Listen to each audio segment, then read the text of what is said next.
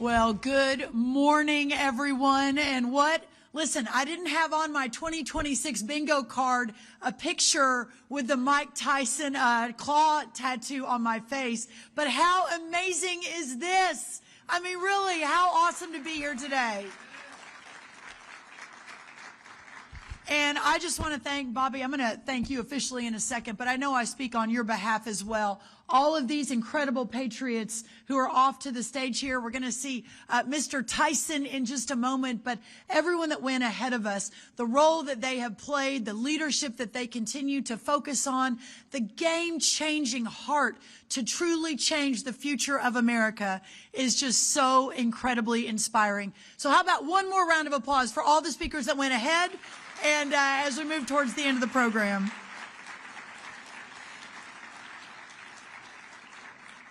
As a Maha mom of 4 teenagers myself, these issues are certainly near and dear to me, and I notice so many other moms and dads from here in the room, and it's so great to see such a huge crowd, but also all around the country as people are watching. The Trump administration has already racked up so many victories in our fight to make America healthy again. And USDA has been so proud to serve on the front lines right alongside my dear friend, Secretary Bobby Kennedy. We were joking backstage because it's been almost a year ago this Friday where I called Bobby and my anniversary. We were both, not intentionally, but both voted upon and sworn in on the exact same day, which was February 13th. I'm not going to brag, Bobby. I may have had a few more votes than you over in the Senate. I don't know if it'd be that way today, but the very next day, Valentine's Day, one of the key media in this city wrote an article about who's going to get divorced first. And within the cabinet, not from our spouses, but from each other. And there was a wedding cake, and it showed, a bottom rung of the cake, several of the cabinet members or senior staff, and then the next rung. Well, at the very top of the cake was Bobby and me, the two of us together, with a cake knife slicing down the middle and us falling apart. We were picked to be the very first divorce amongst the Trump cabinet and our partnership with each other. And Bobby, I'm so proud to say it just couldn't be further from the truth. What an extraordinary partner he has been. When you look at this last year and what it has looked like, we now have 18 states with more in the hopper who have submitted and been approved their SNAP waivers to no longer allow taxpayer dollars to be used to purchase junk food and sodas and all of the things that make us unhealthy. 18 states, both blue and red. How about that? That is a massive win for making America healthy again. We are also in the final weeks of finalizing our new stocking standards, which, of course, the stock show girl immediately thinks about cattle. But the stocking standards actually means the 250,000 retailers in this country who accept SNAP EBT dollars, they have to now more than double the healthy food offerings that they have on the shelves. This, too, is a major win for making America healthy again. These actions, alongside removing the waste and the fraud and the abuse from the SNAP program, continue to be key priorities at the U.S. Department of Agriculture.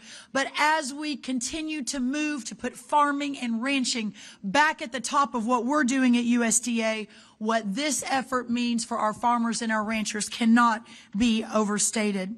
All these actions are so very important as we work to transform the way the federal government approaches nutrition. For decades, federal incentives have promoted low-quality, highly processed foods, pharmaceutical intervention instead of prevention and healthy eating. As a result, we are consuming fewer essential vitamins, minerals, fibers, and phytonutrients needed for optimal biological functioning. Thankfully, the solution is so simple. It is eat real food.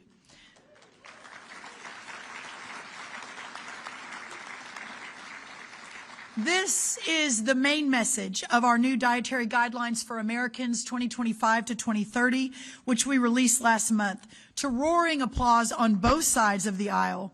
The new guidelines encourage households and schools and homes and the military, all of the above, to prioritize whole, nutrient-dense foods. Research consistently shows that key micronutrients such as calcium and iron and potassium and vitamin D, which are found in fruits and vegetables, are essential for children's physiological well-being. Evidence consistently links diets centered on whole foods to lower rates of chronic disease. And that's why we are finally putting real food back at the center of the American diet. Real food that nourishes the body. Real food that restores health. Real food that fuels energy and builds strength. This is the roadmap to national change. And thanks to the healthy, affordable, and abundant food supply already available from America's incredible farmers and ranchers, recovery is on the horizon. By producing milk, raising cattle and chicken and pigs and our great farmers of the sea, our seafood, growing wholesome fruits and vegetables and grains, our farmers and ranchers hold the key to solving our national health crisis. And President Trump is mobilizing his entire government to ensure families across America have greater access to these healthy foods. Important point here that in the last 12 months, inflation has slowed, wages have risen for the first time in 5 years, and under our president's leadership, prices for everyday staples are declining and more help is on the way. Compared to this time last year, cost of cheese and fruit, fresh fruit, is down by 2%, butter is down 3.5%, and eggs are down 31%.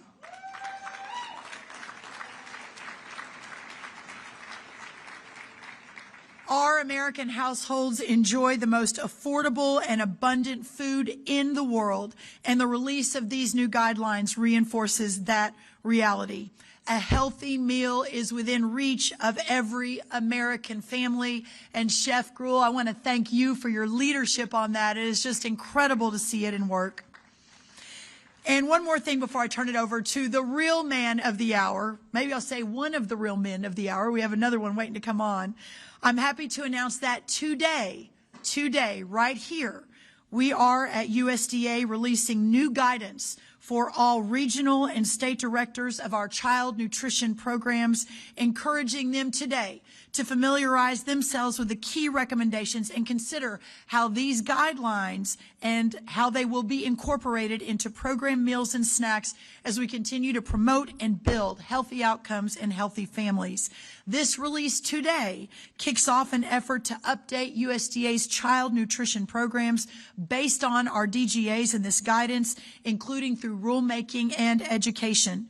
We are working to have a proposed school meals rule by mid-spring in just about a month so that children across America can reap the benefits of the MAHA wins that we're here to celebrate today.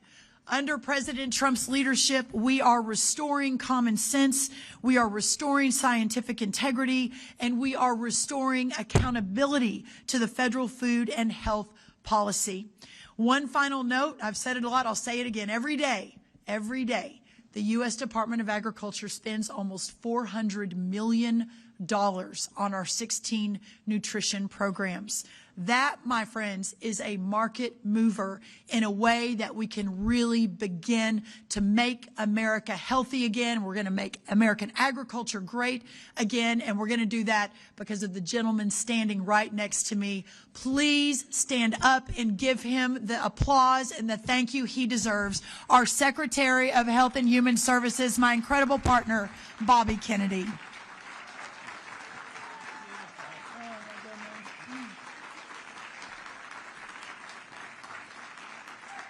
Thank you, Brooke.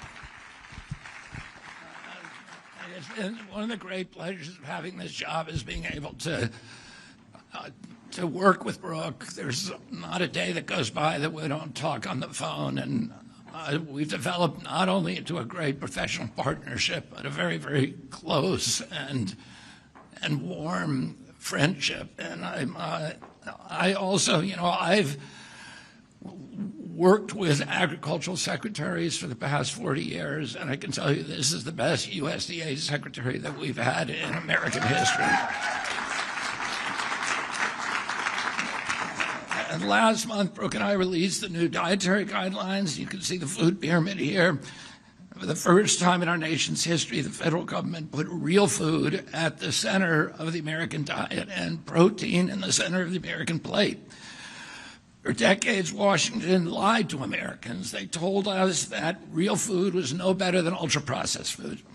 That claim defied science, it ignored common sense, and it betrayed American families.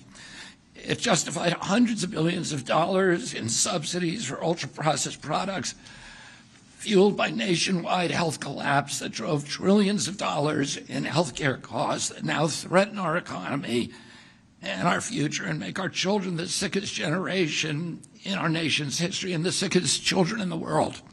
The highest chronic disease burden of any children in the world. Today, more than 40% of American children suffer from at least one chronic condition. Nearly 1 in 5 teenagers suffers from fatty liver disease.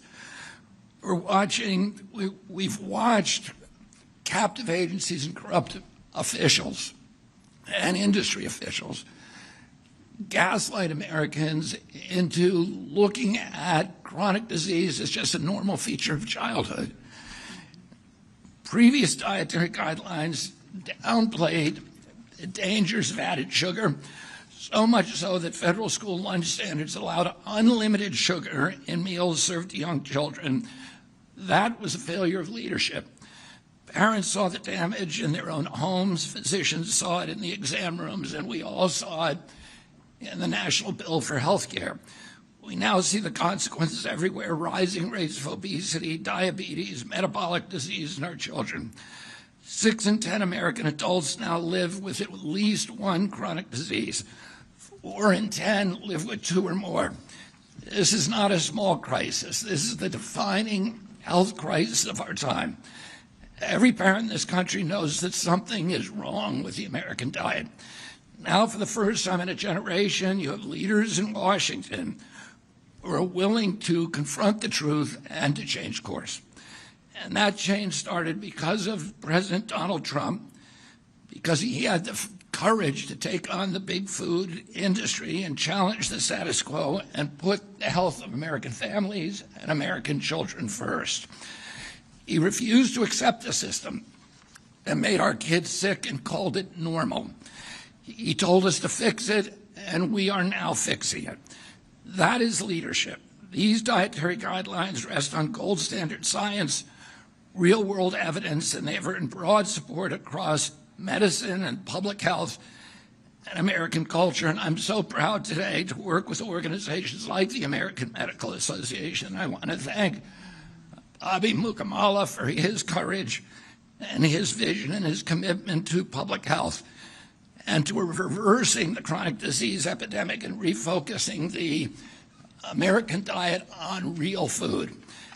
Today, we are putting the full weight of the federal government behind one goal: making healthy, affordable food accessible to every American. Secretary Brooke Rollins is leading an historic transformation at USDA.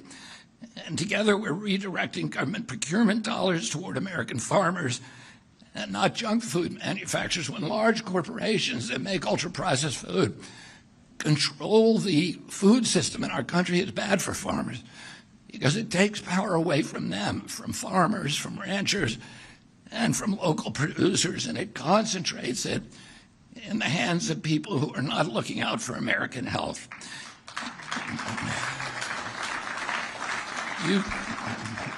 You can see that commitment in our speakers today. We're reforming the system across our military, our schools, our hospitals, and our prisons. Brooke has a $405 million a day that she's spending on subsidizing food in this country for the WICS program, for school lunches, for food stamps, for the Indian Health Program, for the SNAP program. And then we have military and prisons and VA all paying for millions of foods a day. These guidelines are going to drive cultural changes in the American diet.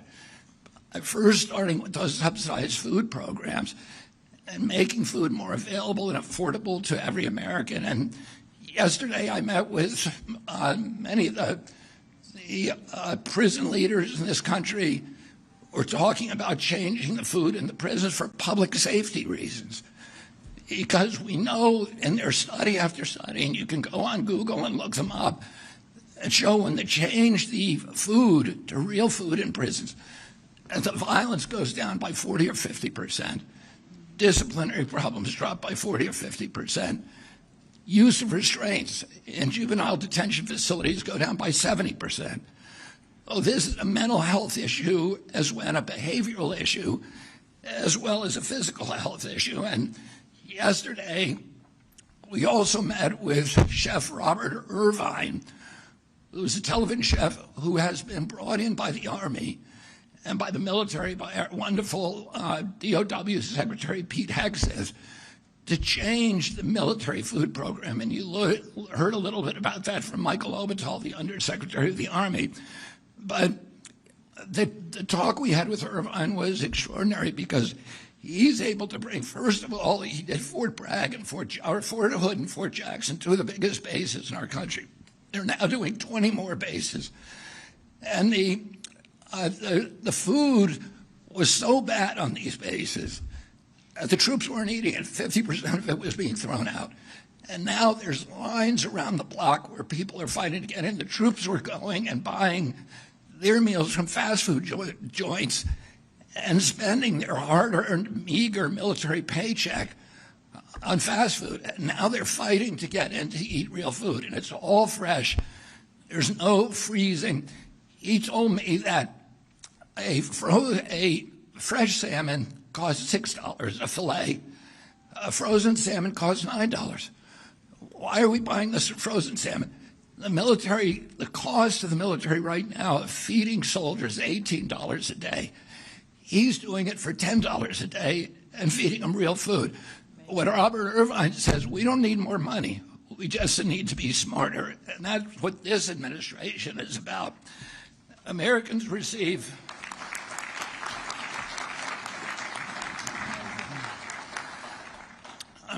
going to start receiving food that support public health rather than driving long-term illness. Over the past year, USDA has approved historic SNAP waivers, as Brooke mentioned, from almost 20 states to remove soda and junk food, and in some cases, ultra-processed food from taxpayer-funded benefits.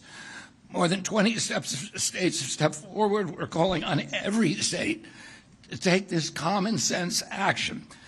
The food industry is responding. Companies are stripping petroleum-based dyes out of their foods. Tyson's food, and there's no relation. Today is Tyson Day at HHS.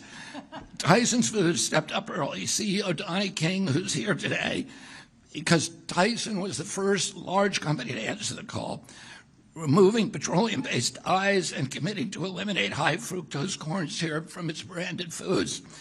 The FDA is establishing for the first time a clear definition of ultra-processed foods to guide labeling and federal purchasing decisions. And for the first time in decades, the FDA will require notification and safety review when companies introduce new chemicals into our food supply. Until now, the federal government lacked a real mechanism to track or evaluate many of the substances entering our food. We have 10,000 ingredients in our food in this country, and all but 400 are illegal in Europe. We are also partnering with innovators, designers, and advocates to deliver a clear, positive message. Healthy eating is achievable, practical, affordable, and within reach of every American family. In the months ahead, we will roll out a steady series of actions to reform procurement, to realign incentives, and to expand access to healthy, affordable whole foods nationwide. Let me be clear. Confronting ultra-processed food is not an attack on industry. It's an acknowledgement of a reality. The crisis is not the fault of individual Americans. Americans followed the guidance that they were given. Government policy pushed sugar, refined carbohydrates, and ultra-processed food, and the American people paid the price. HHS manages the largest budget in human history, and nearly 90% of it goes to treating largely preventable diet-induced chronic diseases.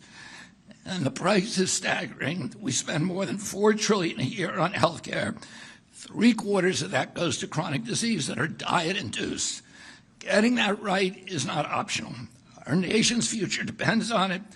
Today, I extend my hand in good faith to anyone willing to put the health of our children above politics, improving school lunches, reforming SNAP, removing toxic additives. These were bipartisan priorities before, and we will make them bipartisan again.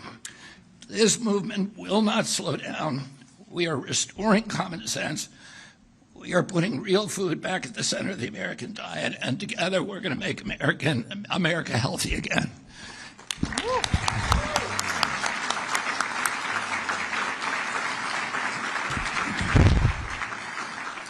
And now I'm going to introduce the man you've all been waiting for, the undefeated heavyweight champion of the world, Mike Tyson, and 44 knockouts. And the thing I really love about Mike Tyson, though, is that he's a pigeon fancier. And I grew up breeding and raising Hungarian homing pigeons. And I started that when I was 7 years old. About 10 years ago, I went on Mike's podcast. And we were planning to talk about a wide range of things, but we spent almost the entire time talking about pigeons. So he was a pigeon racer, too. And in fact, he told me in that podcast, at the time, the first time that he realized that he had talent was when an older boy, a bully in the neighborhood, came by and killed one of his birds. And that was his first KO. But when he talked, this is the most fierce fighter in the ring in history. When he talks about pigeons, you can see his heart, his compassion, his gentleness.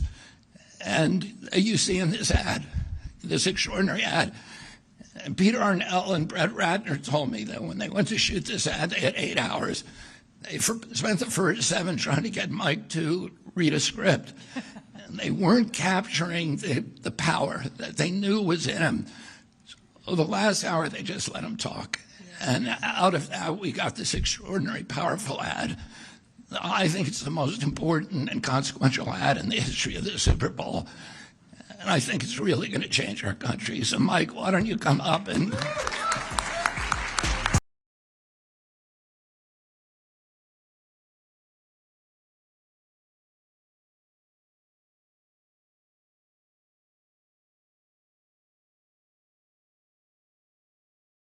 Wow, okay. First of all, I'd like to thank the President, Secretary Kennedy, Peter Arnell, Brett Ratner, and everybody that helped me and had anything to do with allowing me to be in part of the commercial for the Super Bowl. And once they were telling me the situation, what it was about obesity, I was telling them my experience that I had a sister that died at 25 from obesity. And where I come from, in Brownsville, Brooklyn, is the most violent, poverty-stricken neighborhood in the city of New York. And ultra processed food was just the norm. Everything was processed food. We didn't have much money, but we had food stamps, and food stamps can buy you the candy, the sugar, and all that soda, 7-Up, and all that rotten stuff. And that's just all we knew. And the food that we ate was pretty much processed. It was gizzards, guts, and stools and stuff of weird animals. And I just wanted to be a part of this because that was such a part of my life. I grew up upstate New York with a master fight trainer, and so he gave me a lifestyle. So obesity is totally out of my life. And sometimes I fool around, I gain 40, 20 pounds, I'm real lazy, but I have a lifestyle, losing like this. And that's why I'm just such a fan of this. This is the biggest fight of my life. I want to be a hero in this particular field because it affects my life. Every time I see someone who may be obese, I have an affinity for them. I want to be close to them. I want to talk to them. I want to let them know that I'm their friend without saying, hey, you remind me of my sister. And I'm just very grateful to be here and fight this fight. It's going to be a fight that I look forward to. Thank you very much, everyone, for allowing me.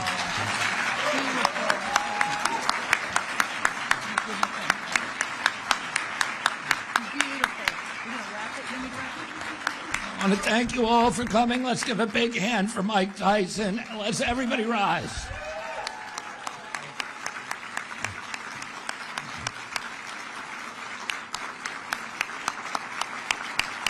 And thank you all very much.